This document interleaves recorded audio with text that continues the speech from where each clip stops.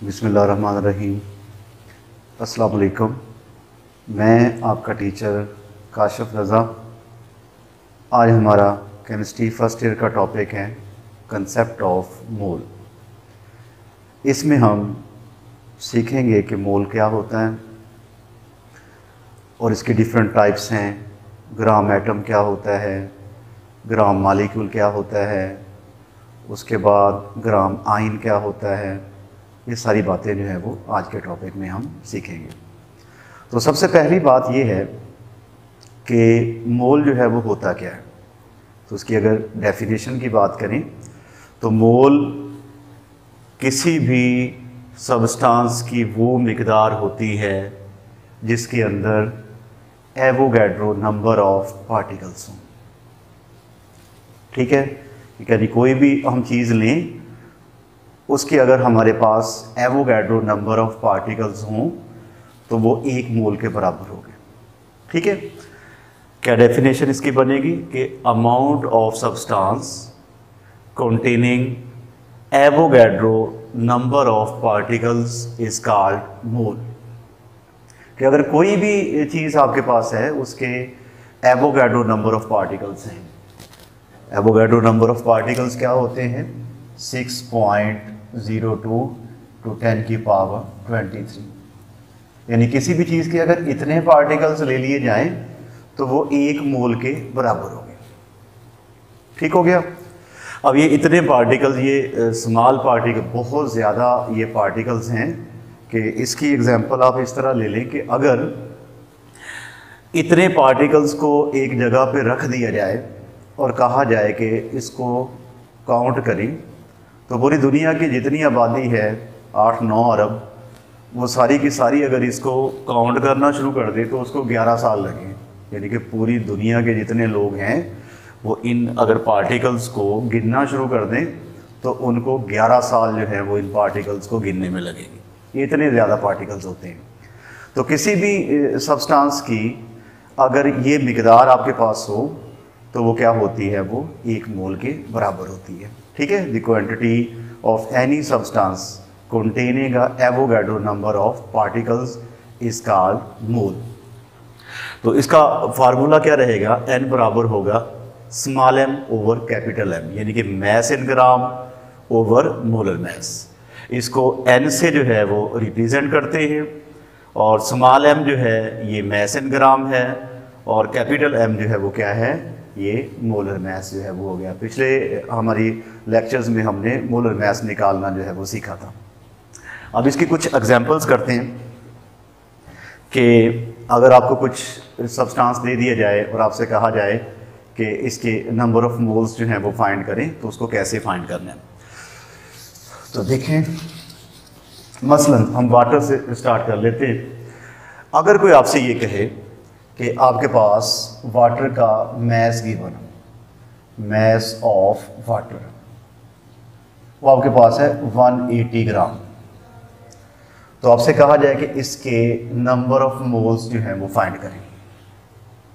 Water आपको दे दिया जाए, कोई भी मिकदार दी जा सकती है। ठीक है, मैंने यहाँ पे ये मिकदार ली है जिससे आपको कैलकुलेटर यूज़ करना ना पड़े। तो सवाल आपको ये किया कि आपके पास वाटर जो है वो 180 ग्राम है और आपसे मुतालबा ये है कि 180 ग्राम ऑफ वाटर में आप बताएं कि कितने नंबर ऑफ मोल्स होंगे वाटर के। तो हमारे पास फार्मूला क्या था नंबर ऑफ मोल्स निकालने का? वो था mess in gram over molar mess. Mess in gram over molar mess. तो अब हमारे पास मैस इन ग्राम तो मौजूद है लेकिन वाटर का मोलर मैस मौजूद नहीं है। तो उसके लिए मोलर मैस के लिए क्या करेंगे कि वाटर जो है इसके पहले पार्ट्स कर लेंगे 2HN और उसके बाद एक ऑक्सीजन है। हाइड्रोजन का एटॉमिक मैस 1 होता है, ऑक्सीजन का 16 होता है। तो आपके पास कितना आ गया? 18। यानी कि वाटर का मोलर मैस कितना आ गया? 18 आ गया। ठीक है, अब हमारे पास मैस इन ग्राम भी है, मोलर मैस भी है। इस फार्मूले में इसको पुट करेंगे, आपके पास कितना आ जाएगा जी? 180 over 18 which is equal to 10। इसका मतलब क्या हुआ कि 180 ग्राम ऑफ वाटर में 10 मोल जो हैं वो किसके होंगे, वो वाटर के होंगे, 10 मोल। क्लियर होगी बात? यानी कैसे करना है आपने कि उस सब्सटेंस का मैस इन ग्राम और उसको मोलर मैस पे जो है वो डिवाइड करके हम उसके नंबर ऑफ मोल्स वो फाइंड कर सकते हैं। अच्छा, इसका उलट अगर कर लें, मसलन आपसे कहा जाए, कोई आपसे कहे कि आपके पास जो है वो 20 मोल हैं, n बराबर किसके हैं जी, 20 मोल्स ऑफ वाटर, कि आपके पास 20 मोल हैं वाटर के और आपसे कहा जाए कि बताएं इसका मैस कितना होगा, यानी कि उसको उलट करने की कोशिश करते हैं। ठीक है, यानी कि पहले अगर आपके पास मैस दिया हो तो आप उसके नंबर ऑफ मोल्स फाइंड कर लेंगे, mess in gram over molar mess. अगर आपको सिंपली नंबर ऑफ मोल्स दिए जाएं और आपसे कहा जाए कि इसका बताएं नहीं कि इसका मैस कितना है, तो उसका भी है। तो सबसे पहले आप इसका मोलर मैस निकालेंगे। वाटर के लिए वाटर के आपको 20 मोल्स दिए हुए और आपसे कहा यह गया है कि इसका मैस बताएं कितना है। ठीक है, तो अब वाटर का मोलर मैस कितना होता है, 18 होता है, अभी हमने निकाला ग्राम पर मोल। ठीक है, तो अब हमने निकालना क्या है, मैस निकालना है। फार्मूला लिखेंगे उसी तरह, n is equal to small m over capital M। हमने निकालना क्या है, मैस इन ग्राम, तो क्या हो जाएगा n into m molar mass. n कितने हैं आपके पास 20 और m क्या है आपके पास 18, मल्टीप्लाई करें कितना हो जाएगा, ये आपके पास हो गया जी 360 ग्राम आपके पास जो है वो क्या होगा, वाटर होगा। समझ आई बात की? यानी कि अगर आपको नंबर ऑफ मोल्स दिए गए हों तो आप उसका मैस निकाल सकते हो, और अगर आपको जो है वो मैस दिया गया हो तो आप उसके नंबर ऑफ मोल्स निकाल सकते हैं। ठीक है, तो दोनों चीज़ों को आपने साथ साथ लेके जो है वो चलना है। एक एग्जांपल और करते हैं। मसलन जी मैं आपसे कहता हूँ कि यू हैव अमोनिया की एग्जांपल ले लेते हैं कि आपके पास अमोनिया का मैस दिया हुआ है, मैस ऑफ अमोनिया वो आपके पास है जी 34 ग्राम। ठीक है, अमोनिया का मैस आपके पास है 34 ग्राम और आपसे कहा गया कि इसका नंबर ऑफ मोल्स बताएं कितने हैं। यानी कि मैस आपके पास गिवन है, आपने करना क्या है, इसके नंबर ऑफ मोल्स बताने हैं। तो नंबर ऑफ मोल्स का फार्मूला अभी हमने पढ़ा, वो क्या होता है, mess in gram over molar mess. ठीक है, अब देखिए मैस इन ग्राम तो हमारे पास गिवन है, लेकिन हमने इसका मोलर मैस निकाल लेना है। तो निकालें जरा इसका मोलर मैस, तो आना चाहिए आप लोगों को। नाइट्रोजन का मैस कितना होता है 14 और हाइड्रोजन का 1 होता है, 3 है, तो आपके पास कितना आ गया 17 ग्राम पर मोल जो है ये आपके पास मोलर मैस आ गया है किसका, अमोनिया का। ठीक है, यानी कि मैस हमें गिवन था, हमने मोलर मैस इसका जो है वो फाइंड कर लिया। अब इसको इस फार्मूले में पुट कर देते हैं। n बराबर किसके हो जाएगा, मैस इन ग्राम 34 ओवर जो है वो मोलर मैस 17, तो n कितना आ गया आपके पास 2 आ गया। यानी कि इसका मतलब है कि अगर 34 ग्राम आपके पास अमोनिया हो तो आपके पास कितने मोल होंगे, उसके 2 मोल होंगे। क्लियर होगी बात? अच्छा, अब इसको ज़रा मैं उलट करता हूँ। अब इसके मोलर मैस आपने ये ज़हन में रखना है, या अलग से साइड पे कर लेता हूँ मैं, कि आपको मैं कहूँ जी कि आपके पास ना n जो है वो 4 है, किसका, अमोनिया का, कि आपके पास अमोनिया के नंबर ऑफ मोल्स हैं 4। आपसे कहा जाए कि इसका मैस बताओ कितना है, यानी कि नंबर ऑफ मोल्स आपके पास गिवन है, आपने मालूम क्या करना है, इसका मैस मालूम करना है। तो पहले मोलर मैस हमें अभी कैलकुलेट किया हमने, वो है 17। तो फार्मूला क्या होता है नंबर ऑफ मोल्स का, वो होता है small m over capital M। m हमने मालूम करना है n into molar mass, n कितना है 4 है, और मोलर मैस जो है वो कितना है इसका 17। तो 17 multiplied by 4 is equal to 68। तो ये इसका मैस हो जाएगा। ठीक है, तो बताने का मकसद ये है कि अगर आपसे ये भी पूछ लिया जाए कि नंबर ऑफ मोल्स आपके पास गिवन हो और आपसे कहा जाए कि इसका मैथ्स बताओ, तो मैथ्स बता देना, क्लियर होगी बात। ठीक है, यानी कि अगर नंबर ऑफ मोल्स गिवन है तो आपने उसका मैथ्स फाइंड करना हो तो ऐसे कर लेना है, और अगर आपके पास जो है वो मैथ्स इन ग्राम दिया गया हो और आपने उसके नंबर ऑफ मोल्स फाइंड करने हैं तो मैथ्स इन ग्राम ओवर मोलर मैथ्स करके जो है वो उसको फाइंड किया जा सकता है। एक एग्जांपल और लेते हैं, आसान सी एग्जांपल लेते हैं, दोनों चीज़ों को जो है वो हम फाइंड करेंगे। अब एग्जांपल लेते हैं हम ऑक्सीजन के। आपके पास ऑक्सीजन का मैस है जी, मैस ऑफ ऑक्सीजन O2, वो गिवन है जी आपके पास, फर्ज किया इसका हो गया जी 64 ग्राम आपको ऑक्सीजन दी जाए। आपसे कहा जाए कि इसका नंबर ऑफ मोल्स जो है वो फाइंड करें।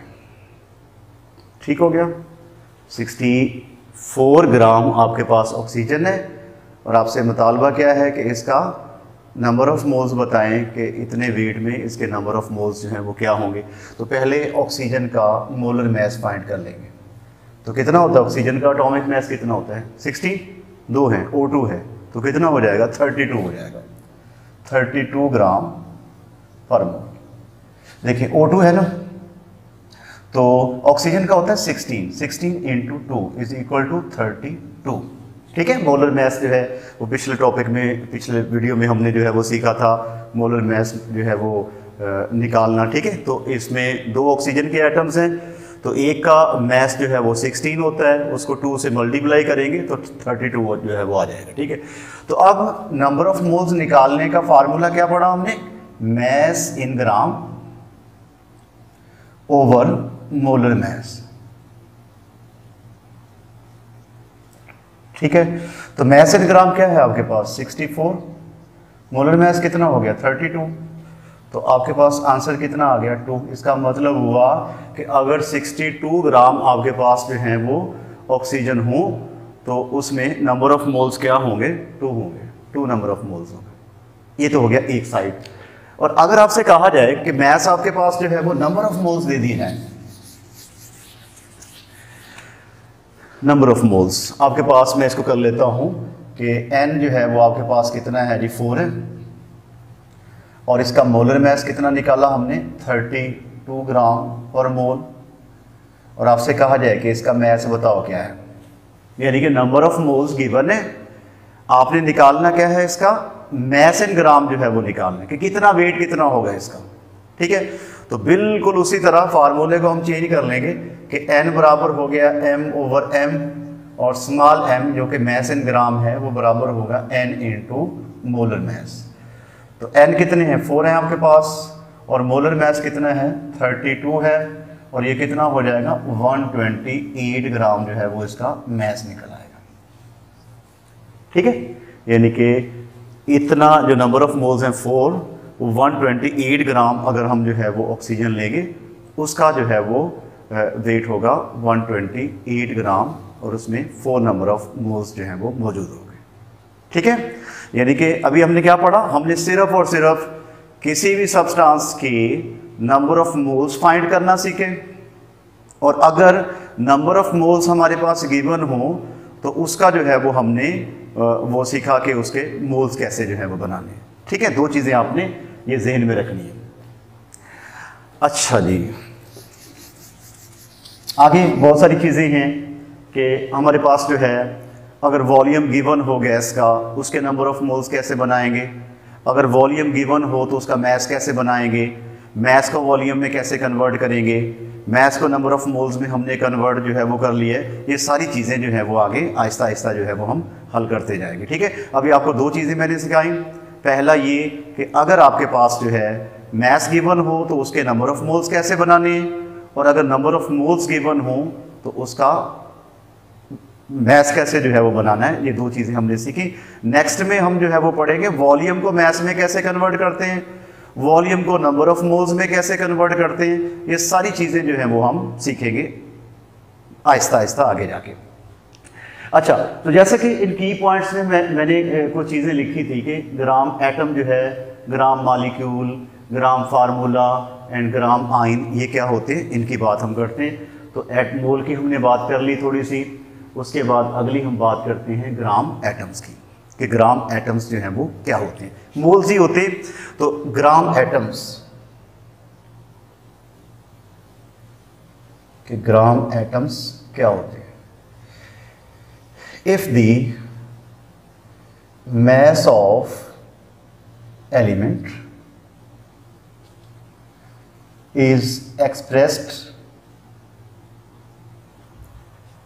in grams, ठीक है, कि अगर आपके पास कोई एलिमेंट हो, उसके मैस को जो है वो अगर हमने ग्राम्स में एक्सप्रेस कर दिया तो वो कहलाएगा क्या, ग्राम एटम कहलाएगा।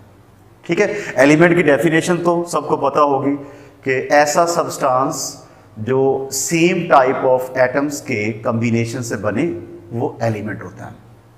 ठीक हो गया, कि जो सेम टाइप ऑफ एटम से मिलके बने वो सब्सटेंस क्या कहलाता है, वो एलिमेंट जो है वो कहलाता है। ठीक है, तो अब डेफिनेशन क्या होगी कि if the mass of element is expressed in grams, कि अगर किसी भी एलिमेंट के मैस को हम ग्राम्स में एक्सप्रेस करें तो वो क्या होता है, ग्राम एटम होता है। ठीक है, तो इसका फार्मूला क्या रहेगा ग्राम एटम का, तो ग्राम एटम बराबर होगा mass of element in grams over molar mess. ठीक है, कि एलिमेंट, बात वही है, सिर्फ और सिर्फ अल्फाज जो है वो चेंज होंगे, कंसेप्ट वही है जो हमने पहले किया। तो इसका फार्मूला क्या रहेगा, mass of element in grams over molar mess. तो इस तरह करके हम जो है वो ग्राम एटम्स जो है वो फाइंड कर सकते हैं। मसलन देखें, आपसे क्वेश्चन करता हूं मैं कि भी आपके पास 120 ग्राम है कार्बन का, mass of carbon 120 gram, it is the element. ठीक है, और आपसे कहा जाए कि इसके नंबर ऑफ मोल्स जो हैं वो फाइंड करें। ठीक हो गया, कि कार्बन के आपको 120 ग्राम दिए जाएं और आपसे कहा जाए कि इसके नंबर ऑफ मोल्स जो है वो फाइंड करें, सॉरी नंबर ऑफ मोल्स या सिंपली ग्राम एटम्स जो है वो कहेंगे। ठीक है, कि ग्राम एटम्स फाइंड करें। तो फार्मूला हमारे पास है कि mess of the element in grams वो कितना है, 120 ग्राम, ये आपके पास आ गया 120 ग्राम ओवर कार्बन का जो मोलर मैस कितना होता है वो 12 होता है, 12 आ गया।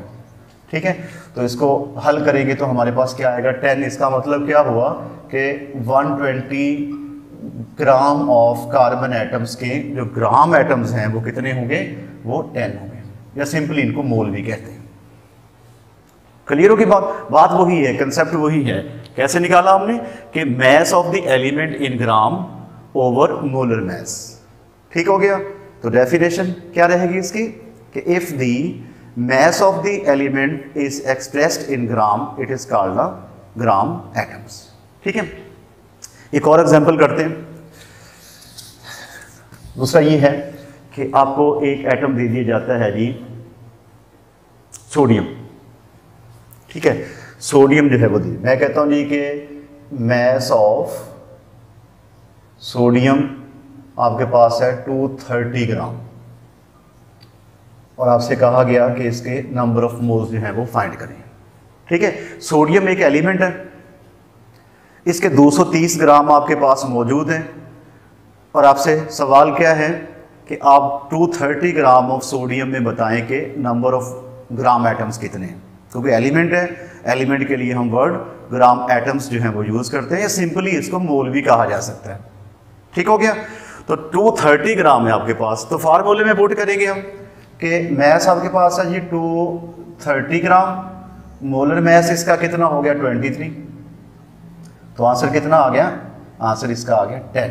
इसका मतलब है कि आपके पास अगर 230 ग्राम सोडियम का हो तो उसमें नंबर ऑफ मोल्स क्या होंगे, 10 होंगे। ठीक है, इसी तरह बिल्कुल पिछले कंसेप्ट की तरह अगर आपको एलिमेंट के नंबर ऑफ मोल्स दिए गए हों तो उसके हम मैस भी फाइंड कर सकते हैं इस फार्मूले को चेंज करके, तो उसका मैस भी हमें अंदाज़ा हो सकता है, वो भी हम कैलकुलेट कर सकते हैं।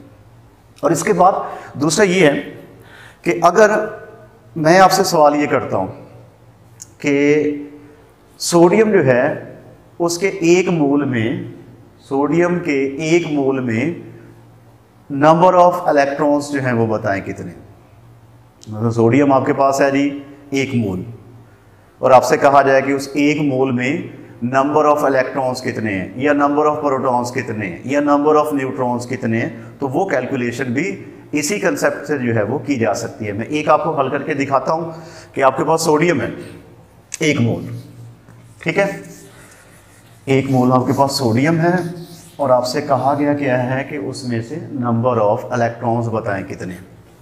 अच्छा जी, 1 मोल ऑफ सोडियम, ठीक है। अच्छा, अभी हमने पढ़ा कि 1 मोल किसके बराबर होता है?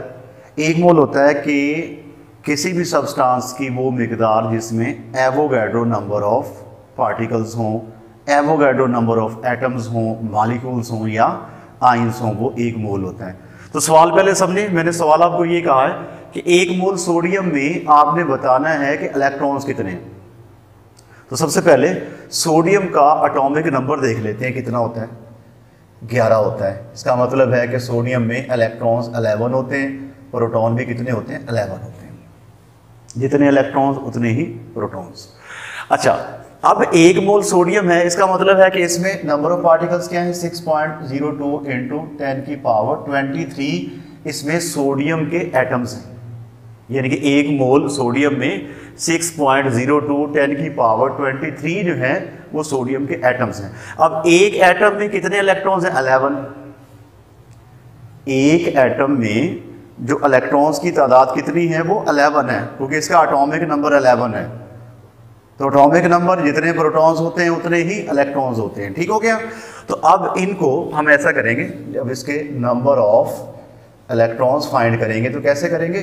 6.02 10 की पावर 23 मल्टीप्लाइड बाय 11 हल करेंगे, हमारे पास जो है इसके 1 मोल में नंबर ऑफ इलेक्ट्रॉन्स जो है वो निकल आएंगे, ठीक है। पहले एक एटम का निकाला, फिर एवोगैड्रो नंबर ऑफ पार्टिकल्स के साथ उसको मल्टीप्लाई कर दिया, तो हमारे पास उसके नंबर ऑफ एटम्स भी जो है वो नंबर ऑफ इलेक्ट्रॉन्स वो भी आ जाएंगे। तो ये हमने क्या पढ़ा? हमने पढ़ा ग्राम एटम्स। तो ग्राम एटम्स क्या हो गया कि किसी भी अगर एलिमेंट की मिकदार को एक्सप्रेस किया जाए ग्राम्स में तो उसको हम क्या कहेंगे? सिंपली ग्राम एटम्स कहेंगे या उसको मोल कहेंगे, ठीक है। तो एक हो गया हमारा ये। अब अगला है ग्राम मॉलिक्यूल। ग्राम मॉलिक्यूल कि ग्राम मॉलिक्यूल जो है वो क्या होता है? बहुत आसान है कि if the mass of molecular substance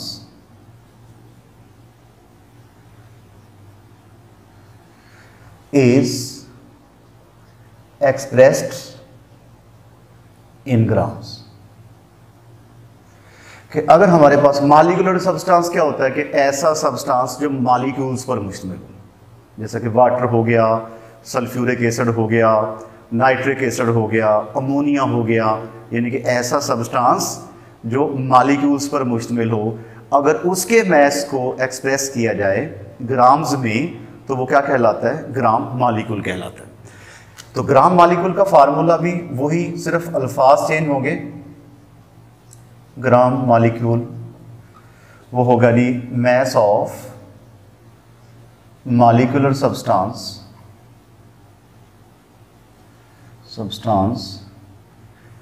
in gram over molar mass, molecular mass, ठीक हो गया।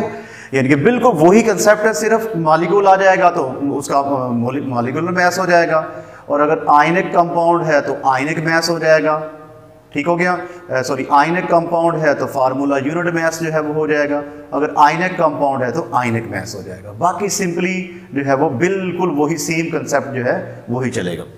तो अब हमने डेफिनेशन लिखी कि अगर मॉलिक्यूलर सब्सटेंस के मास को ग्राम्स में एक्सप्रेस किया जाए तो वो कहलाता है क्या? ग्राम मॉलिक्यूल जो है वो कहलाता है। इसकी एग्जांपल देखते हैं कि आपके पास जो है वो, मैं एग्जांपल लेता हूँ जी सल्फ्यूरिक एसिड की, कि mass of sulphuric acid H2SO4 आपके पास है 980 ग्राम, ठीक है, 980 ग्राम जो है आपके पास सल्फ्यूरिक एसिड है, और आपसे सवाल ये है कि इसका आपने ग्राम मॉलिक्यूल फाइंड करना है कि उसमें जो है वो ग्राम मॉलिक्यूल के नंबर ऑफ मोल्स जो है वो उसके क्या होंगे, मॉलिक्यूलर सब्सटेंस के ग्राम मॉलिक्यूल्स होते हैं। तो 980 ग्राम आपके पास सल्फ्यूरिक एसिड है, आपने उसके ग्राम मॉलिक्यूल निकालने यानी कि मोल्स निकालने। तो इसका मोलर मैस पहले निकाल लेते हैं। तो देखिए 2 इसमें हाइड्रोजन है और 1 इसमें जो है वो सल्फर है, 4 इसमें जो है वो ऑक्सीजन है।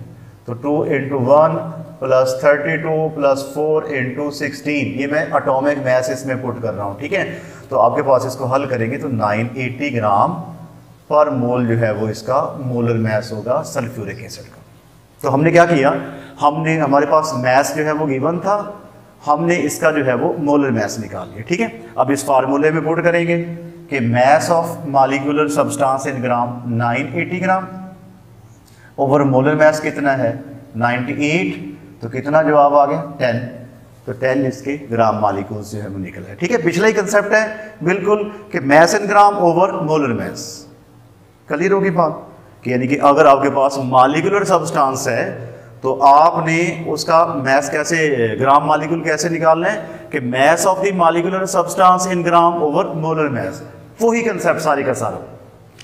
एक और एग्जांपल लेते हैं मॉलिक्यूलर सब्सटेंस की कि आपके पास जो है वो आ जाता है जी कोई मॉलिक्यूलर सब्सटेंस, वाटर की हमने पहले एग्जांपल की, अमोनिया की भी हमने कर ली, अब सल्फ्यूरिक एसिड की भी कर ली। एक जो है वो आसान सी और जो है वो कर लेते हैं, मसलन अमोनिया ही ले लेते हैं कि आपके पास जो है मैस ऑफ अमोनिया, अमोनिया का आपके पास मैस जो है वो है 1700 ग्राम। ठीक है, अमोनिया एक मॉलिक्यूलर सब्सटेंस है, 1700 ग्राम जो है इसका मैस आपको गिवन है, और आपसे सवाल क्या है कि इसका आपने ग्राम मॉलिक्यूल्स फाइंड करने हैं। ठीक है, सिंपली इनको नंबर ऑफ मोल्स भी जो है वो कहा जाता है। तो मोलर मैस हमें पता है कि इसका हो गया 17 ग्राम पर मोल। तो अब इनको पुट करेंगे हम इस फार्मूले में, पुट करके हम इसके सिंपली ग्राम मॉलिक्यूल्स जो हैं वो फाइंड करने लगे हैं। तो मैस आपके पास है 1700 ग्राम ओवर मोलर मैस कितना हो गया 17। तो इसको हल करेंगे तो 100 आपके पास जो है वो इसके ग्राम मॉलिक्यूल निकल आएंगे। ठीक हो गया, यानी कि सिंपली ग्राम मॉलिक्यूल कैसे निकालना है कि mess of the molecular substance in gram over molar mess, इस तरह करके हम उसके ग्राम मॉलिक्यूल जो है वो निकाल लेंगे। तो अगला हमारा जो है वो है जी ग्राम फार्मूला।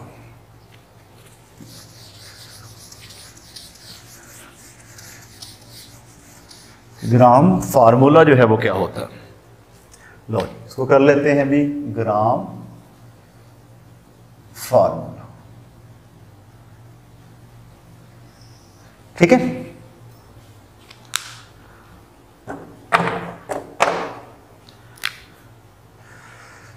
अच्छा जी, तो ग्राम फार्मूला क्या हो गया कि if the mass of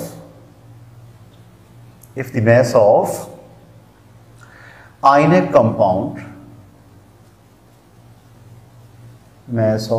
compound is expressed in gram।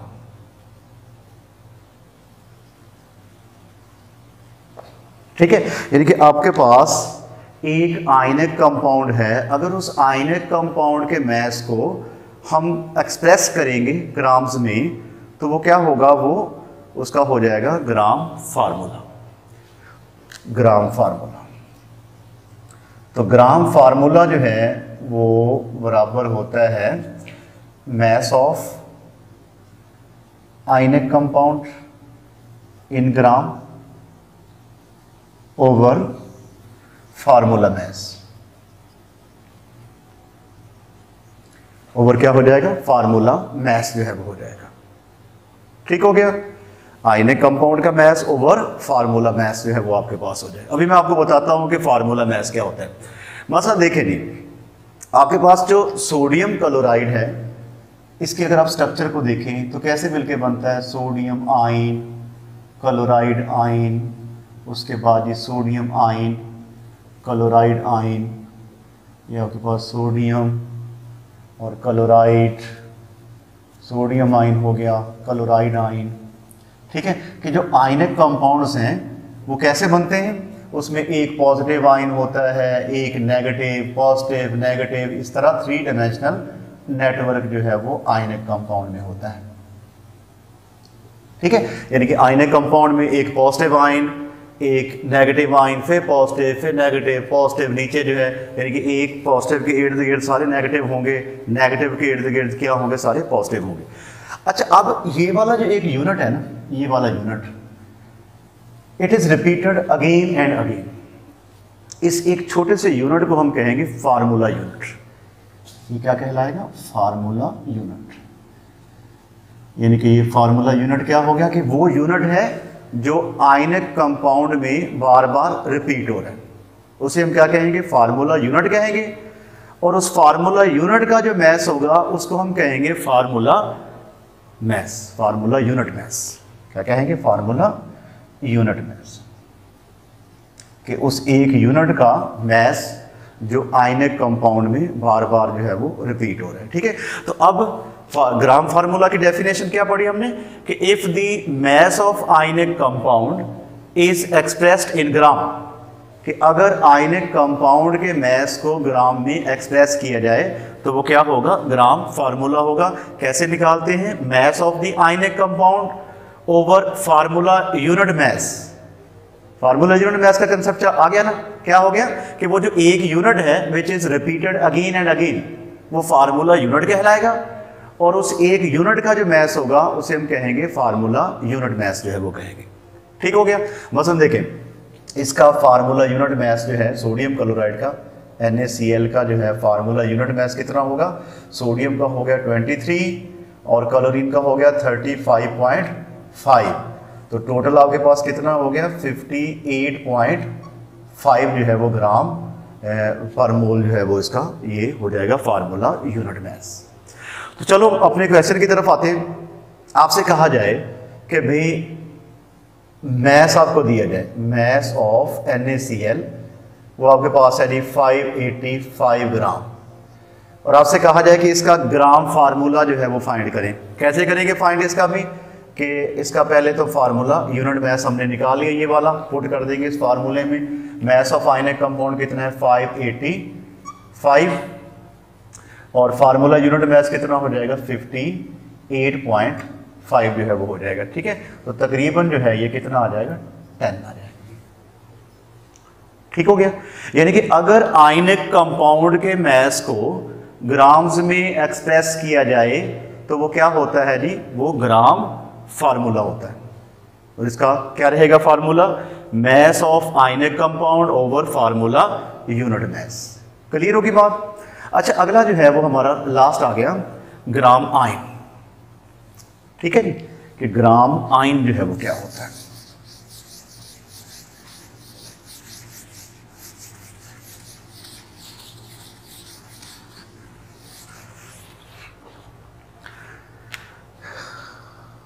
Gram ion,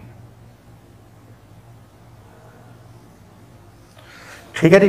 चलो जी, डेफिनेशन की रहेगी कि if the mass of ions are expressed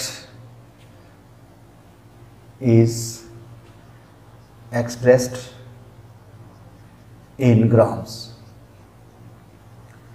कि आपको आयंस दिए जाएं और आपसे कहा जाए कि आयंस इसका जो है वो ग्राम आयन क्या होगा, तो आप क्या कहेंगे कि if the mass of the ion is expressed in grams, कि अगर आयंस के मैस को ग्राम्स में एक्सप्रेस किया जाए तो वो क्या होता है, वो होता है ग्राम आयन होता है। ठीक है, तो इसका फार्मूला देख लें क्या है जी, ग्राम आयन का वो होगा जी मैस ऑफ आयनिक स्पीशीज